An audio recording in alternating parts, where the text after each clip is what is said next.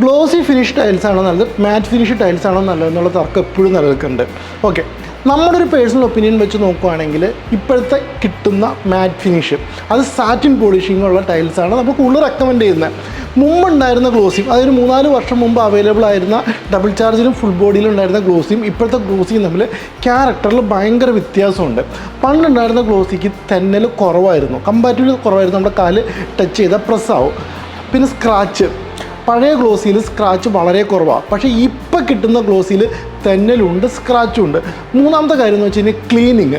പഴയ ഗ്ലോസിൽ പതുക്കെ ഒന്ന് ക്ലീൻ ചെയ്താൽ മതി, വളരെ ക്ലീനാവും. പക്ഷേ ഇപ്പോഴത്തെ ഗ്ലോസിൽ എന്ന് വെച്ചാൽ എത്ര ക്ലീൻ ചെയ്താലും അതിനൊരു ഫിംഗർ പ്രിൻറ്റ് കിടക്കും. അടുത്തതെന്ന് പറയുന്നത് വെച്ച് കഴിഞ്ഞാൽ റിഫ്ലക്ഷൻ. പഴയ ഗ്ലോസിലെ റിഫ്ലക്ഷൻ എന്ന് വെച്ചാൽ നമ്മുടെ ഗ്ലാസ്സിൽ അല്ലെങ്കിൽ മിററിൽ കിട്ടുന്ന റിഫ്ലക്ഷനാണ്, വളരെ സ്ട്രൈറ്റ് ആയിട്ടുള്ള റിഫ്ലക്ഷനാണ് കിട്ടുന്നത്. പക്ഷേ ഇപ്പോഴത്തെ ഗ്ലോസിലൂടെ കിട്ടുന്ന റിഫ്ലക്ഷൻ എന്ന് പറയുന്നത് വെച്ച് കഴിഞ്ഞാൽ വെള്ളത്തിൽ കല്ലിട്ടാലുള്ള വേവ്സിലുള്ള റിഫ്ലക്ഷനാണ് കിട്ടുന്നത്. അടുത്തതെന്ന് പറയുന്നത് ആംബിയൻസ്.